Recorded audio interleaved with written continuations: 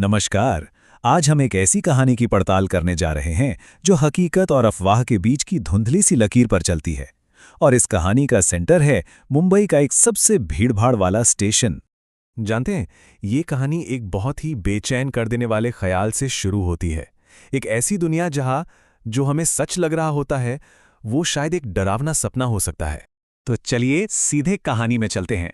साल है 1995, जगह है दादर रेलवे स्टेशन और हमारे मेन कैरेक्टर हैं राघव। तो ये जो राघव थे, आरपीएफ यानी रेलवे प्रोटेक्शन फोर्स के एक काफ़ी अनुभवी ऑफिसर थे। और इनके एक खास बात थी, इन्हें हमेशा से नाइट शिफ्ट ही पसंद थी। मतलब पूरी सर्विस में उन्होंने रात के सन्नाटे को ही चुना था।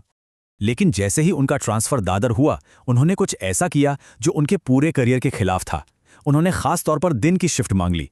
अब उनके सीनियर्स तो हैरान रह गए।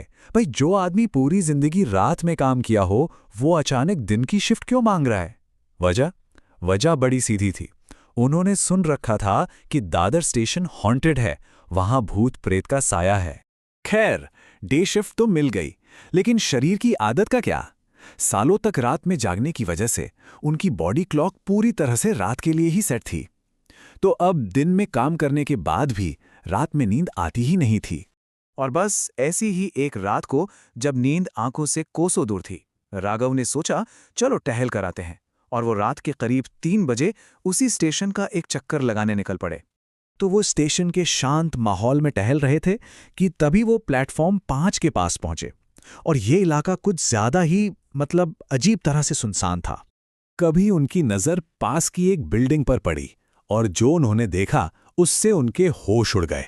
एक जवान लड़की छत के बिल्कुल किनारे पर खड़ी थी। उन्हें लगा कि ये लड़की खुदकुशी करने वाली है और वो फौरन उसे रोकने के लिए भागे।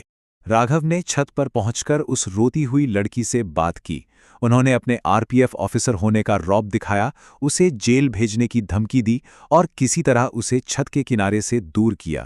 पर असली अजीब बात तो तब हुई जब राघव उसे घर छोड़ने गए। लड़की का अपार्टमेंट एक खंडर जैसा था। दरवाज़ा तक नहीं था, फर्नीचर टूटा फूटा। लेकिन हैरानी की बात यह थी कि वो लड़की खुद बहुत सजी संवरी और खूबसूरत लग रही थी। ये बात राघव को खटक रही थी। खैर, 2 रातें और गुजर गईं और राघव की नींद की समस्या वैसी की वैसी ही थी। तो वो फिर से खुद को प्लेटफॉर्म 5 की तरफ टहलते हुए पाते हैं। लेकिन इस बार वो लड़की छत पर नहीं थी, वो प्लेटफॉर्म पर ही ठीक उनके सामने खड़ी थी।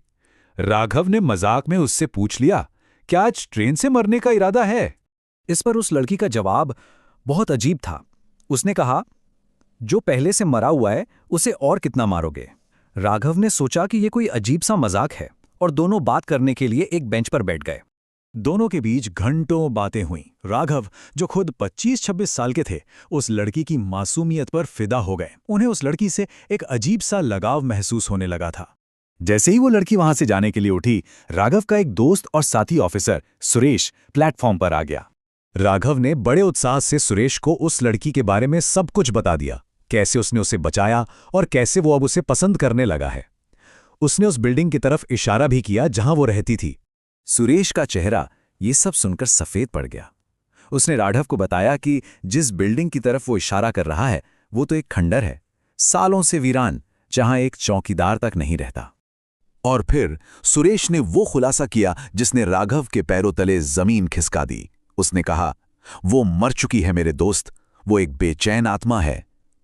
जिस लड़की से राघव घंटों से बात कर रहा था वो प्लेटफॉर्म 5 की मशहूर भूतनी थी। लेकिन कहानी यहीं खत्म नहीं हुई। उस रात वो लड़की राघव के कमरे में आई और उससे पूछा, क्या तुम मुझे बचाने नहीं आ रहे हो? मेरे फिर से मरने का समय हो गया है। हैरानी की बात है कि इस भयानक अनुभव ने राघव को तोड़ा नहीं, बल्कि इसने उसे अपने सबसे बड़े डर का सामना करने की हिम्मत दी। कहते हैं ना, जब आप अपने सबसे बड़े डर से मिल लेते हैं तो बाकी डर छोटे लगने लगते हैं। इसके बाद ये कहानी दादर की एक लोकल कहानी बन गई। एक पीढ़ी से दूसरी पीढ़ी तक सुनी और सुनाई जाने लगी। आज का दादर स्टेशन तो बहुत बदल गया है, खूब रोशनी है और वो खंडहर भी अब वहां नहीं है। और अंत में ये कहानी हमें एक सवाल के साथ छोड़ जाती है, क्या ये एक सच्ची कहानी है या बस एक सुनी सुनाई अफवाह या फिर एक लोकल लोक कथा? अब मानना या ना मानना ये तो हम पर है, पर शायद असली सवाल ये नहीं कि कहानी सच है या झूठ। सवाल ये है कि हम ऐसी कहानियों को सुनना सुनाना इतना पसंद क्यों करते हैं।